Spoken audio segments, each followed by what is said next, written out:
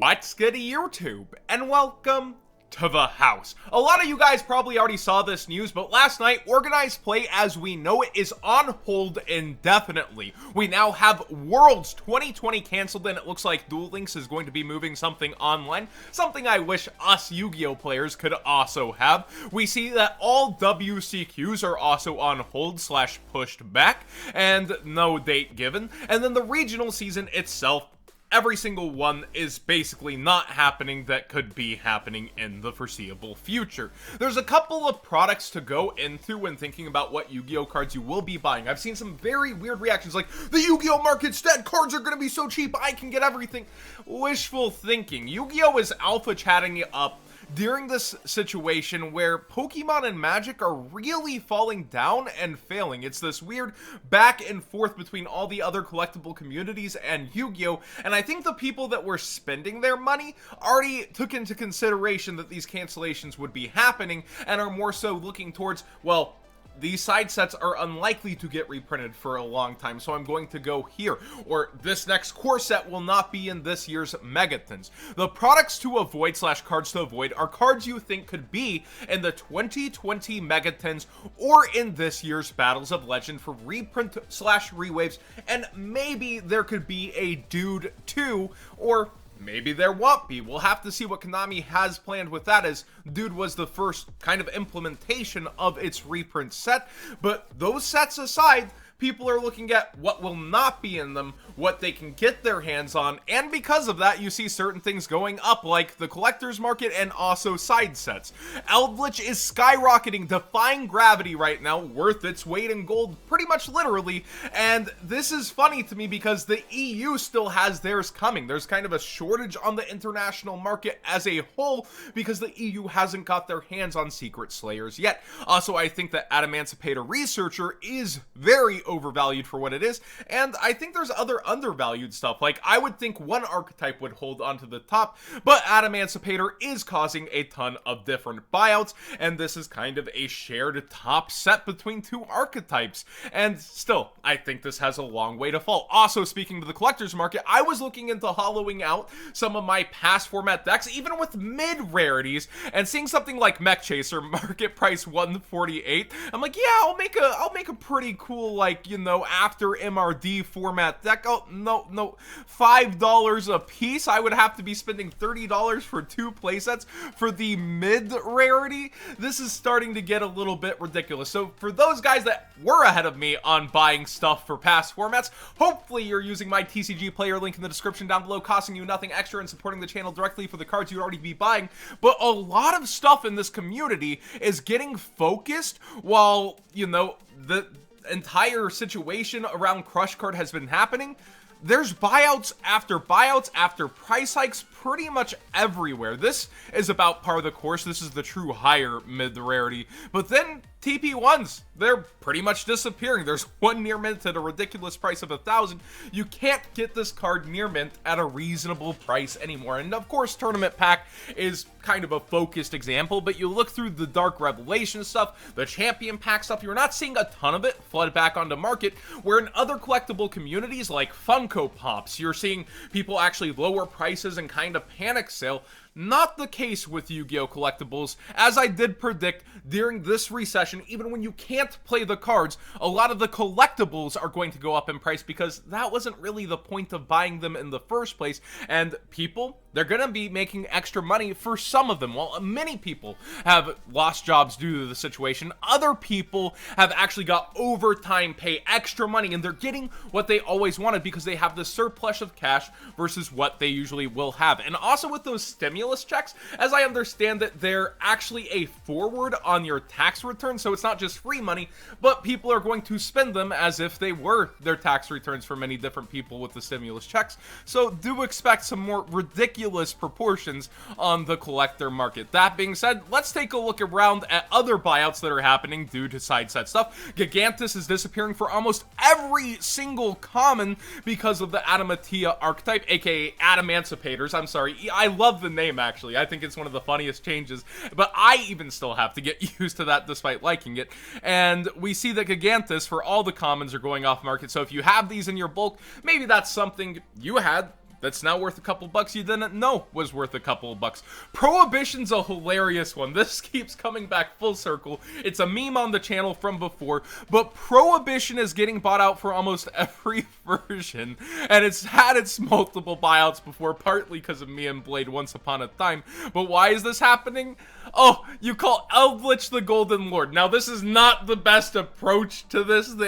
Some of them are main decking, you know, spell and trap destruction, and there's plenty of in-archetype ways to deal with it. And then you also have Dynamiscus in people's decks, but it's really funny the thought of, oh, this is their only power monster in a lot of their decks. You just call it. So this is, I think, more of a meme disappearing from the market overall. Also, from the side sets, you see Naturia Barkion. It has both the Ghost and DT as the highest rarity, and the Ghost finally passing the DT due to its recent buyout. Will it stay up there? I don't necessarily think so. I brought this to the attention of some of the people on Patreon a couple of days ago, and then I ended up not doing videos. You can actually see why in the community tab. I'm clearing space downstairs for that home gym. Invest in yourself. It's one of the best investments you guys can make.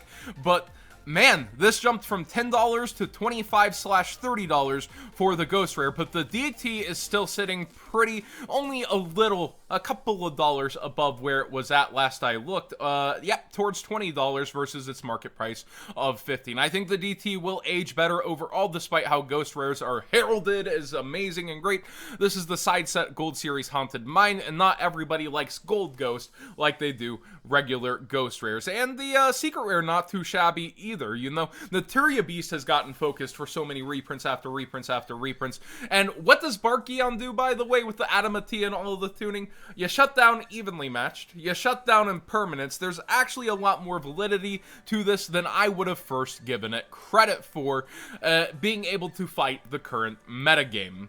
Gigantus we already went over. Blackwing Simoon the Poison Wind has gone up a couple bucks since I last saw it. I was like, this is 14 bucks, that's pretty high. Seems ridiculous. Turns out it had been there for a while, and now it's headed towards $19, $20.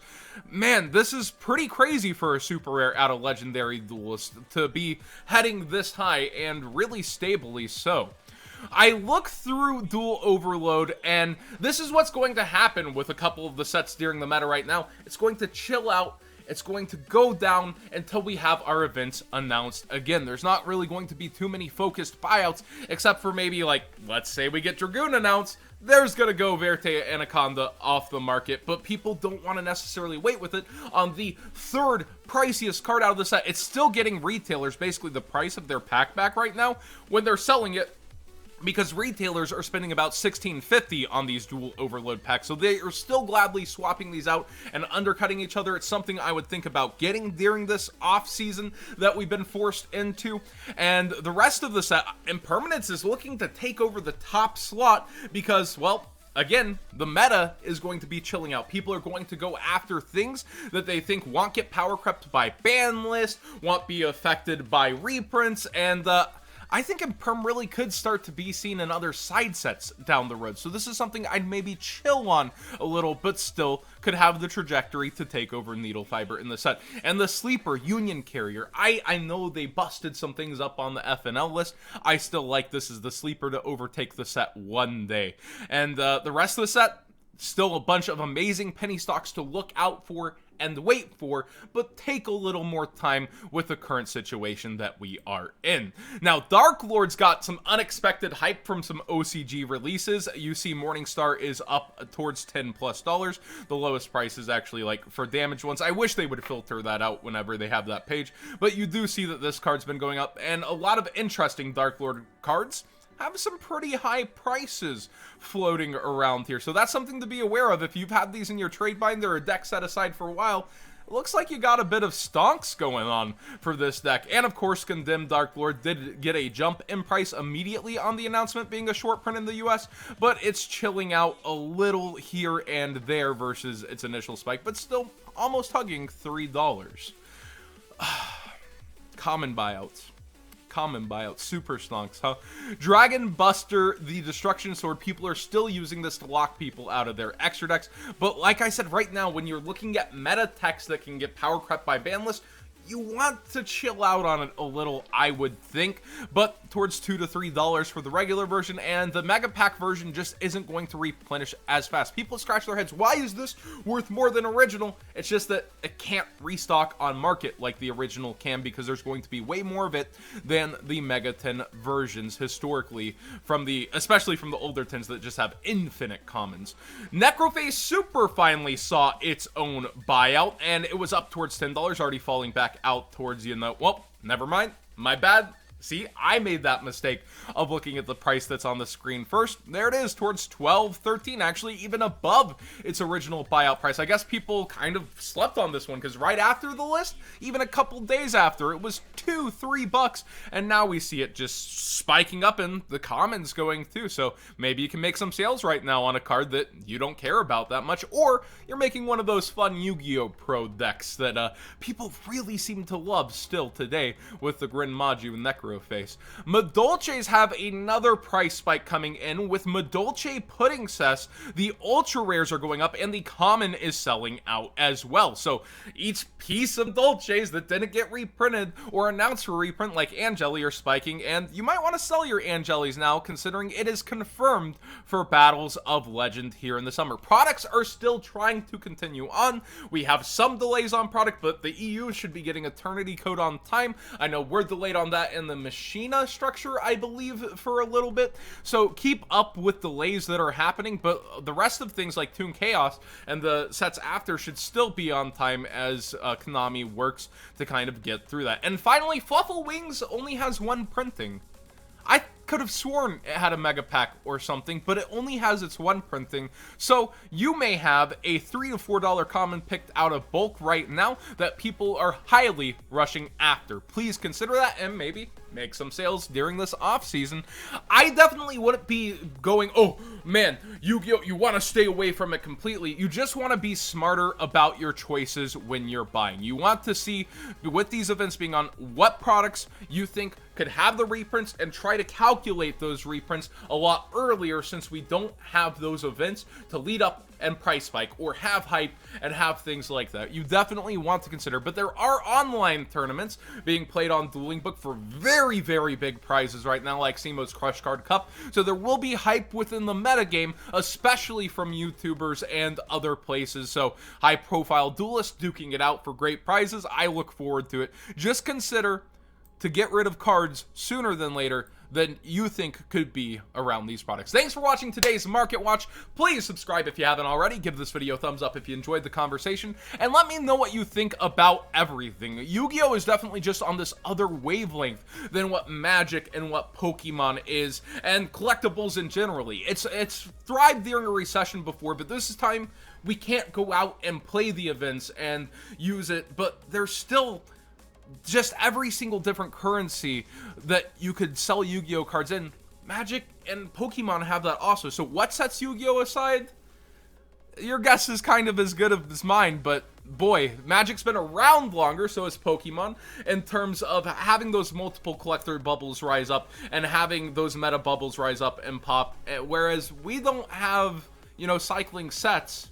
We more so have, the ban list, so it'll be interesting to see how our metas develop and how the market develops during this time.